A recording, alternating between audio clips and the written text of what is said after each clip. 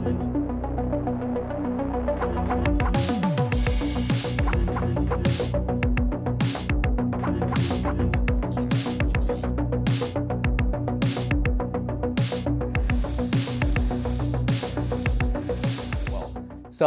this year, we actually consolidate, I think a lot of buzzword that you heard, like metaverse, like NFT, or a lot of new technology. So what actually can we grab, and those technology that can apply to event industry, that's something that we want to share. And I think Matthew shared a little bit on our past experience. So we want to consolidate all the past experience also, no matter from survey, and our team actually done really deep research on the industry, on some of the latest interesting project and latest trend. Some of them just happened maybe a few months ago or very recently, and some of them actually is like from consulting firm that have some numbers or some best practice to share. So it's really exciting to be able to be here and share to everybody around the world today that our research on the upcoming trend that we think will impact the event industry a lot. And so let's directly dive into the event trend, and so that we can have more interaction. So if you have questions, feel free to raise it in the chat, and we'll have the interaction there. So our topic today is about the 8 event trends in 2022 and beyond. So some of the trends we think those trends will last, not just for this year. It will be lasting maybe a few more years, and some of them just to start. And to kickstart this, I want to learn a little bit more about the audience so that I can learn about more who you are and how you are doing. So definitely, I think most of you are interested. I saw some different profiles. Some of you are marketing department, some of you are innovation department. And so it would be really good to know like where you are. I guess like a lot of guests actually you would organize events. And so the first question I want to throw a question for the pool to warm up a little bit. Which is a polling question. So if you are doing events, so are you doing it in the future format of in-person, virtual, hybrid, and others? So you see actually vast majority of them are doing the hybrid events. So which means almost close like 90% actually are there. And according to research, this is the research number. It's actually so accurate. Oh my God. 86%. Yeah, 86%. So, yes. So that's actually we matched. Like this is the research that we have done across the industry. And today actually we are reflecting almost the same result, 86.25. Oh my God, like that's like so accurate. And so 86% of the B2B organizer find a positive ROI on hybrid event 7 months after the event date. So usually why hybrid event have a little bit lasting impact, because they can have like follow-up and they can host like regular events. The virtual event actually increase the frequency. So physical event, you do it in a big shot, but virtual event, you can do it in more regular. So internally, we sometimes even host it once a week or twice a week, or every like maybe one to 2 times a month at least. And so I think that is actually one of the metrics that you can refer to. And I think 74% expressed that their interest in organizing. I guess the audience that we have, because you guys are already in the industry. Yeah. So I guess that's why actually most of you already measured 86% already. And the second result, which is comparing last year and this year, actually the year before, 2020 and 2021, you can see actually there's also quite significant jump that people are wanting or planning to host any like hybrid events. It's almost like 42% compared to 14% from the year before. And that's the statistic, and it's good to know from our statistic. And let's directly jump to the second one, which is we talk about metaverse a lot. And metaverse is a really buzzword right now. You can see actually in Google search and Instagram search, and there's a lot of new search come from those industry. And in this new industry, actually, it will be pretty high growth, and it will be a significant industry. You can see it's like $800 billion in 2024.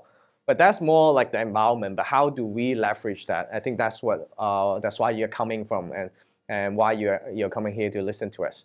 So we actually consolidate a few examples to give you a feel. What is the metaverse? So metaverse actually give you some example how people using it. This is actually a game called Fortnite.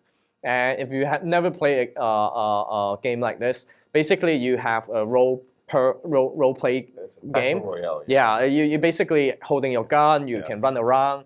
And the interesting thing is it used to be just a game.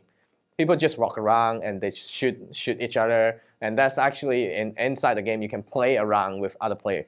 But because the player in the Fortnite game accumulate and become a mass majority, so there's an artist called Travis Scott, a pretty famous artist.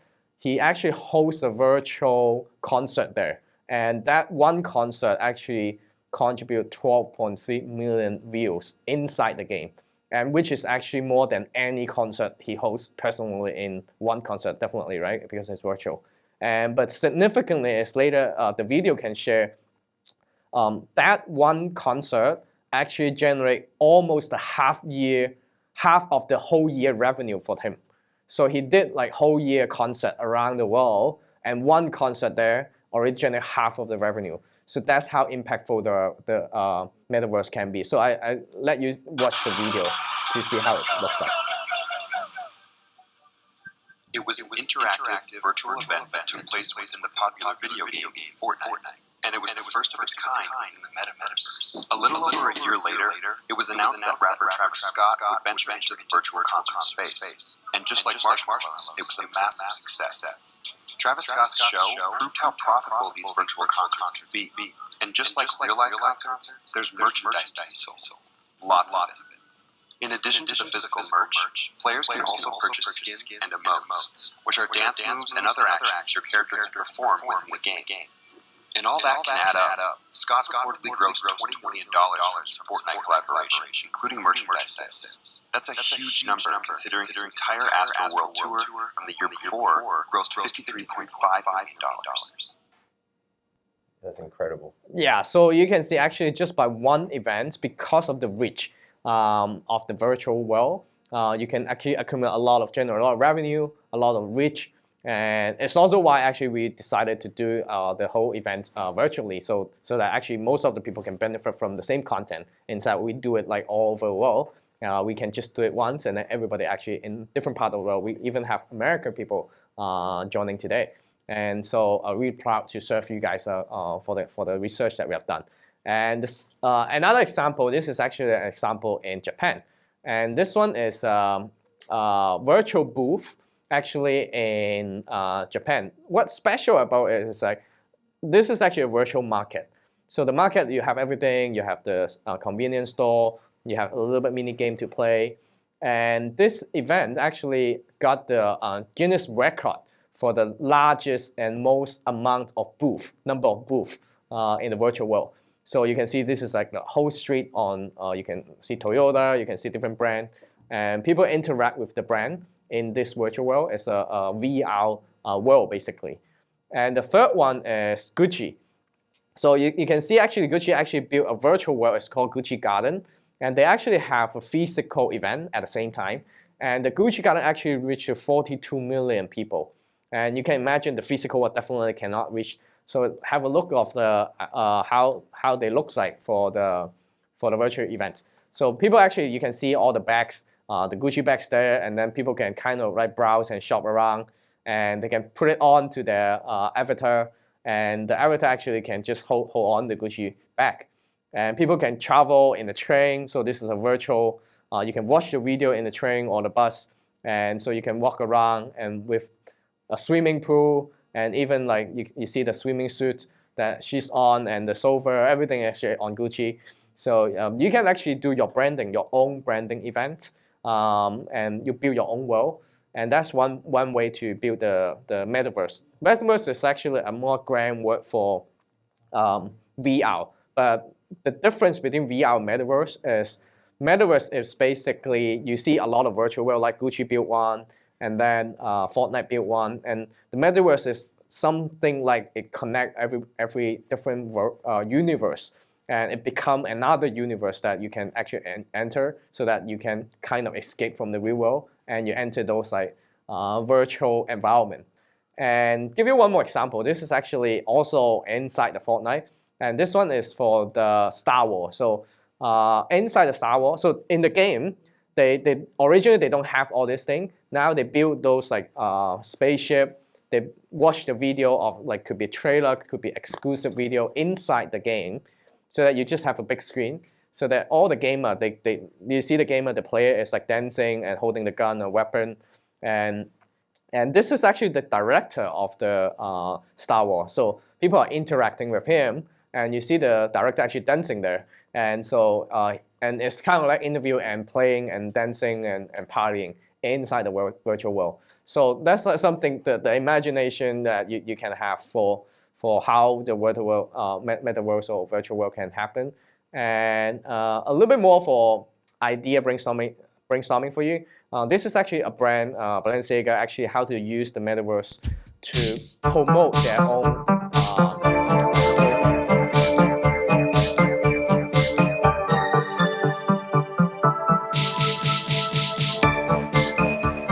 You can see the skin and the clothes that people wear, the hoodies. They can actually customize it in the virtual world so that you can do promotion in the virtual world. So if you're big brands, you can use that. If you're not like huge brand, you can also leverage the metaverse. You can create some mini items, or you can do something like you can buy a billboard inside the game so that to promote yourself. So that's the multiple ways you can do. And one more last thing is closer to us. Like I saw quite a lot of audiences from Asia, like Philippines, Singapore, Malaysia. So this is actually a Campaign Asia. The Campaign Asia actually did an interview inside the Meta. That means like previously we call it Facebook.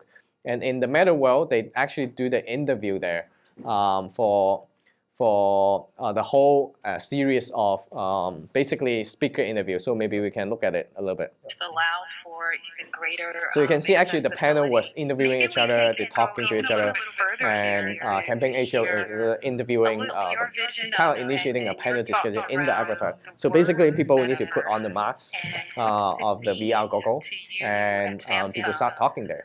And that's actually how event industry can leverage. You can see if you're a brand, you can leverage that to put on like the costume, merchandise item. If you are doing entertainment concert, you can do like this kind of like virtual concert, and even a formal event like business event, you can do this part, which is like interview inside the metaverse. So that's how actually I'm trying to forward all the idea to you guys, and so that you guys actually have some idea like what might be happening in our industry. The next trend, VR and AR. So we also heard about it a lot. So VR and AR, for those who are not very familiar, what is VR? VR is virtual reality, and AR is augmented reality. So the difference is for VR, you cannot see the real environment. You can only see the virtual environment. For AR, it's like the Google Glass. And I'm actually a few person who purchased Google Glass in our city.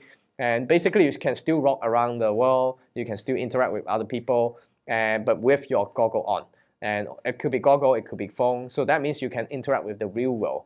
And that's the difference between VR and AR. And the metaverse one, most of the metaverse that you just seen, they are all VR. And AR means like you can see in real scenario. So for market size one, you can see actually it's like huge potential in a fast growing industry. It's a $125 billion industry, and every year is compound on 35 to 37% growth every single year. And now actually the user of VR and AR is around 57 million for VR and 90 million for AR users. So pretty a lot. And this number keep increasing. And think about now the device. Right now there's a few devices. One of the cheapest device is kind of like from right now it's like Oculus offering a device for $299, and HTC, of course, they also offering VR, and which is very handy. So they just launched a new device, HTC, that is you don't need to have battery inside. It's like really light. It's almost the weight of 2 times of your glass. Normal glass, or 2 to 3 times your glass, and you wear it on, it can plug onto your phone, and then you can run. So normally, if VR device is very heavy, but the new one from HTC actually is pretty affordable, and it's very lightweight, so that you can plug into a phone and then start running. And so those are actually will push the adoption because the price is getting cheaper and cheaper. And eventually we predict that it will be getting to almost like 100 to 100 something US dollar per device. And so a lot of people will have it at home, no matter for play, for business, and then people will interact in the metaverse. And that's also why Facebook actually put the whole focus on Meta. That means they are actually building something for the future. And when the future comes, everyone have the device, then you guys gonna interact inside that world. And for VR, as I mentioned, actually HTC. So HTC is actually one of our investors. And so we are going to partner with HTC that they have a virtual event solution. That means people actually can interact. So you can watch a video how it looks like. And for this one, actually, the VR world, people can actually interact inside the VR world. And this VR world will be integrated to our platform. So today you will actually experience our webinar portal.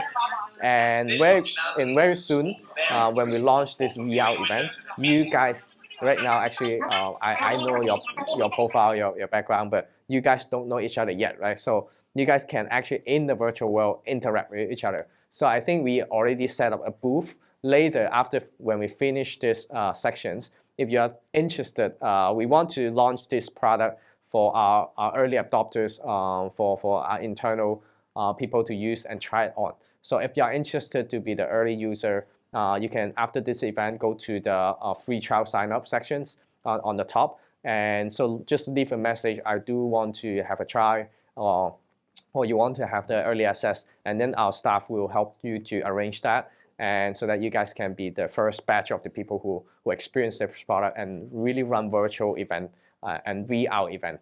And I hope that will be bringing also something new, interesting to you guys. So we talk about VR, we talk about metaverse and hybrid event. And the fourth one, we think NFT will be definitely a big impact to the event industry. So a lot of people might ask, what is NFT? So you heard of the buzzword a lot. So NFT is actually one of the fastest growing technology. So just imagine NFT is a digital stamp. So you can see actually the graph here. If you have a digital art or a physical art, no matter it's a JPEG, it's a video, or whatever it is, it can be a picture, it can be a video, it can be anything. And so you put a digital stamp, we call it the blockchain. So you basically upload this to a blockchain with a smart contract. So in a simple human word, what is a blockchain, what is a smart contract? You can search it more, but basically that means a digital stamp. And a blockchain means basically a database. So that means people cannot change it by themselves. And after you put this digital stamp, it becomes an NFT. So that means if I send you a picture of me without NFT, you can just copy it. But if I send you a picture with my NFT, I have a stamp, and there's only one of it. And of course, I can specifically mention how many of this art I want. Let's say I just create one. And you can just have that unique one picture, and it will be different from all the pictures because the picture I send you will have the stamp, and the remaining picture that you copy doesn't have the stamp. So that makes it unique. And just like the real world, the art piece in the real world, and they become unique, and they become a collectible, and they become valuable because it's unique. And that's how actually this technology is. But in this industry, in our industry, event industry, how do we apply that? I'll give you one example is a concert with NFT. So this is actually a concert happened just very recently. I put English and Chinese so that both of different parts of the world they can understand it. So for the English one, this is actually an artist.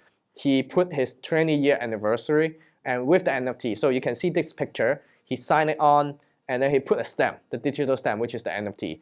And after that, this is selling for $100,000 for the ticket. So the ticket actually eventually beat to $300,000 Hong Kong dollars. That means around 40,000 US. And for that ticket. And what is included in ticket is you can see a unique 20-year speech about his summary about this 20 years he has been an artist. And the second part is he did get you if you really bought that ticket, you really got that ticket to the event, which is the concert, in the front row, and you will be able to go to the rehearsal. So you can actually join in the full rehearsal inside this event. And the last thing is he will directly sing to you with a record if you have the NFT. So basically, you think about that NFT a little bit like a ticket, exclusive ticket, but with a stamp. And what is actually amazing is even after this event, you actually can sell that NFT to someone else. Even you finish the event, you listen to the music, you went to the rehearsal, you can resell this art because this is the art that this artist created for his 20-year anniversary. So as a collectible, so people who love this guy, you can sell it to them. And the NFT, because it's unique and only you bought it and you have it. And anyone else who copy this photo is not that pictures. And so NFT, you can leverage that in your type of event. You can give digital souvenir to your audience.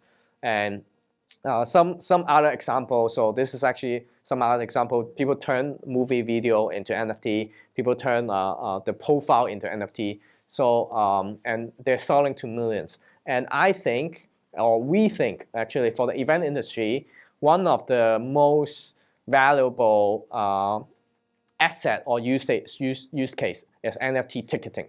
That means you turn the ticket into an NFT. So for example, right now, you guys actually register for this event, but this event actually, you just get an email, right? Instead of getting an email, you actually get an NFT.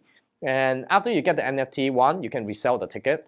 And second is, after you join the event, you actually have a collectible. So it's kind of like a digital souvenir for you guys. And so you can store it in your wallet. So I'm not going too deep into what wallet is, how does it work. But basically, you imagine that your ticket become an NFT and it's become a collectible.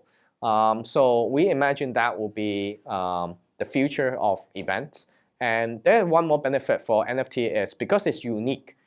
And you can add one thing, they call it royalty. So royalty means a commission rate. That means if you buy a ticket from me, I sell it to you for $100.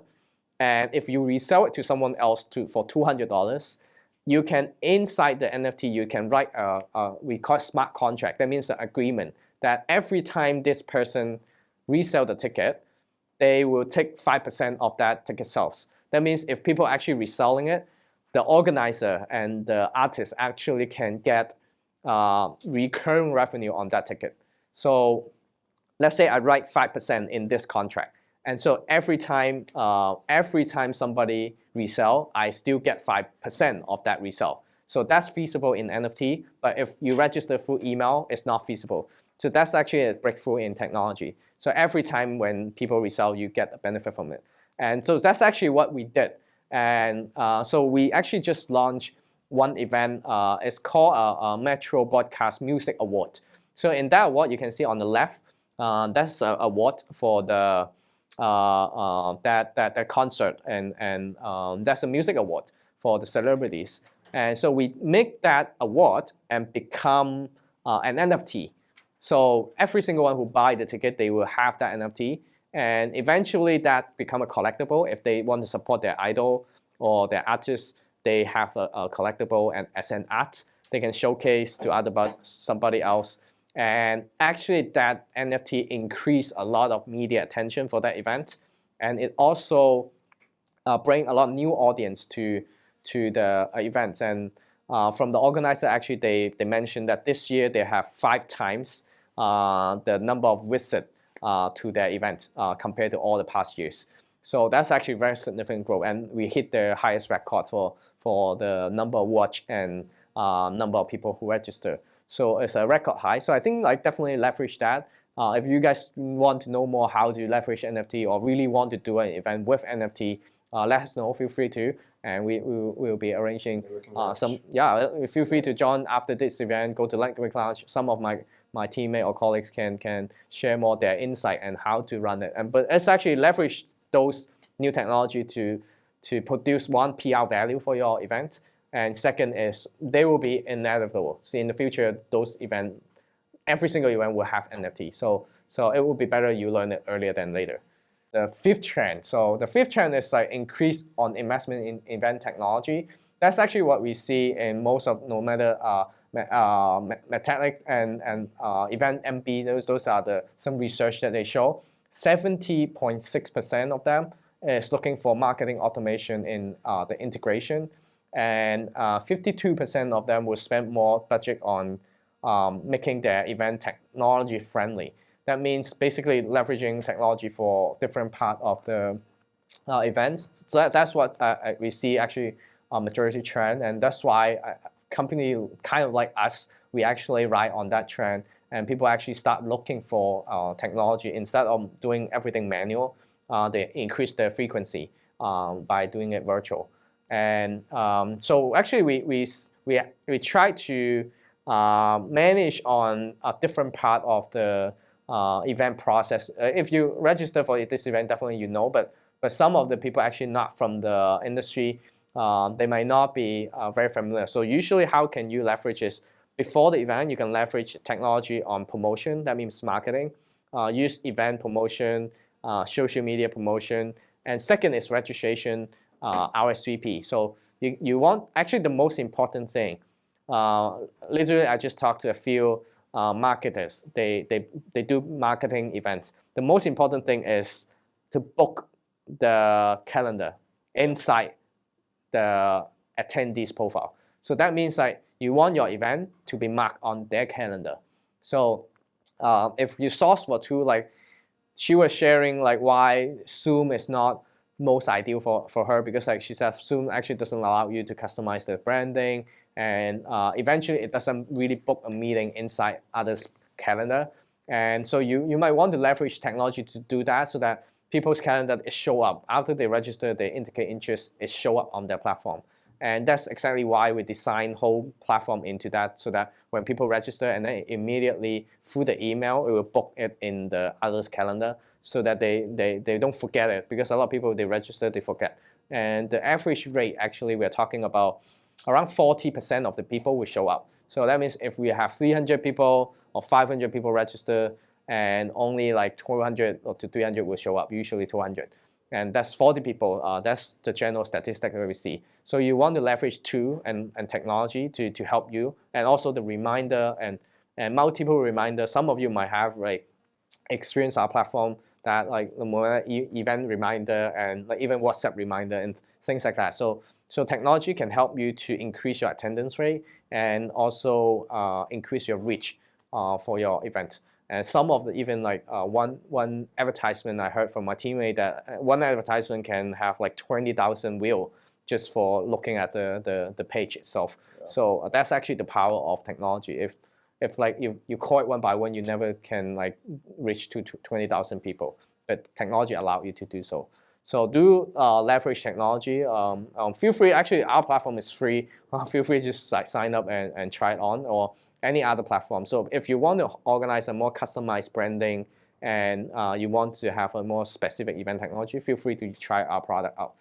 And the sixth trend we see is opportunity on networking and the audience engagement, exactly like what you guys said. Like a lot of people actually use it for audience engagement.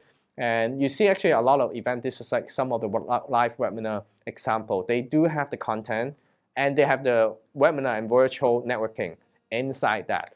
And that's becoming a new trend. So instead of like Zoom, that the speaker speak and then everybody just like listen, and now a lot of engagement is fostered among the attendee, so that they can learn from each other, not just from the speaker. And today we do the same. So after this, when we finish, feel free to go to the networking lounge and learn from your peers. So because today, literally, I think we have more than 10 countries people in the industry. Most of you are in marketing industry, event industry, or some of you are in tech industry. Sure. Learn from them and exchange idea. Like, I follow your question. What do you do recently to what technology did you use, or how did you organize event? Go to networking launch and meet some people there.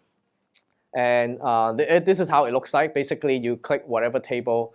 If you see a pretty lady, handsome boy there, just click in and just like join in there and then start the discussion there. So I suggest the question I give you is ask your peer, because your peer is someone you can learn from, especially different country. Today we have like a lot of people from different countries. Different countries actually have different way to, I would say, leverage on how to host event like in COVID, and what do you do? How do you do your event in COVID? So I suggest you ask that question, like how do you guys do the COVID? Introduce yourself, what do I do? And then ask your peer, and they will be a good peer to learn from, instead of just listen to us. And that's exactly how it works. Previously, I was meeting this guy is actually from Kyrgyzstan, and that's the power of virtual world. You can connect to anybody in the world. And the seventh trend, data. And we talk about data as the new oil. So data become more and more important, because in virtual event, everything can be tracked. So to be frank, today, like in this webinar, like whether you guys went to like the webinar section, you guys chat, you guys visit the booth, whether you guys really browse the product list or anything, we have data. And even how long you have watched this webinar, we have data. And so that we can become better. So data is a way to help you become a better event. And so in the past, for physical event, you have no idea. It's because like people can just walk out and you have no idea actually they left. But in virtual event, the good thing is you can actually track everything, and without losing the privacy. Like we know like how much time you spend, and whether which is the dropping point, which point we should enhance. Are we too boring, and things like that. So we can look at data and then we can adjust, right? And so I from the response, like people how many people really chat with each other and things like that, you can enhance your events.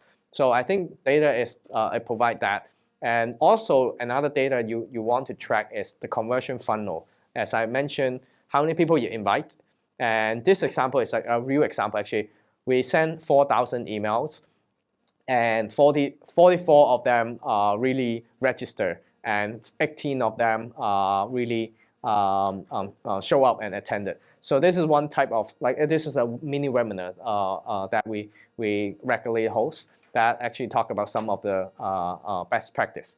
But you can estimate how many email you need to send in order to get how many attendee.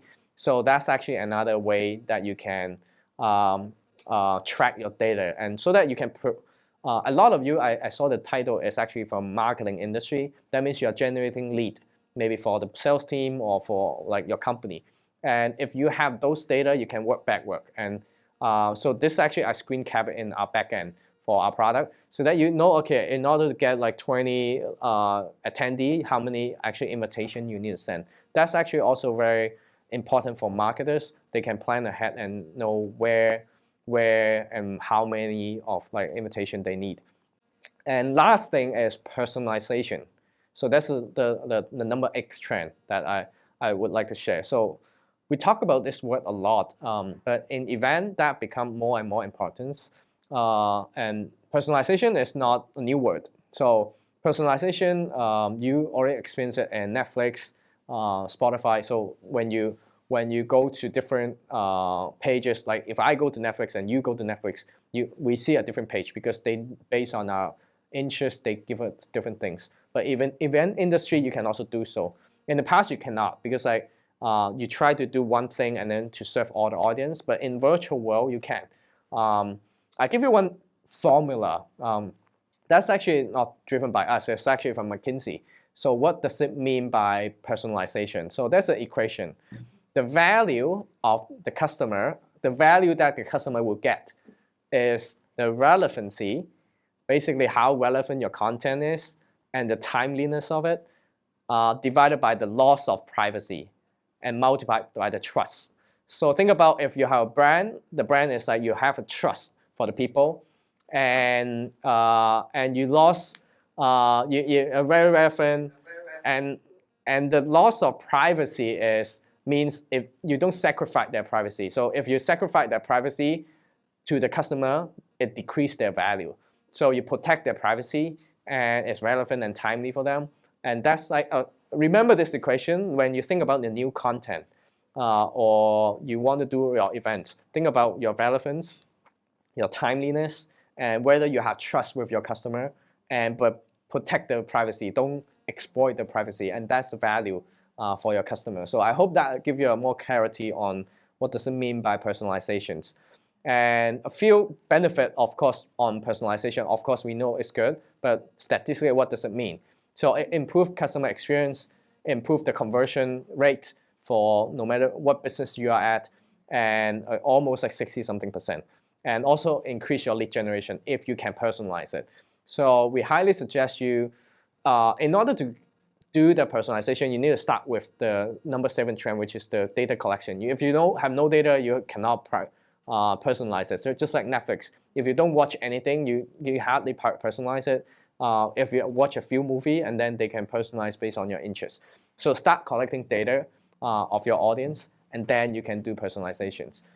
So I hope that's actually the 8 trend that we're gonna share, and we foresee those are the most important trend that 2022 you need to know, and some of them will last quite long, especially like some of the metaverse, NFT, they're just the start. And other things is actually leveraging technology. All those are pretty obvious, and you guys already experienced it, like the hybrid event trend. And I hope that really give you some insight into this year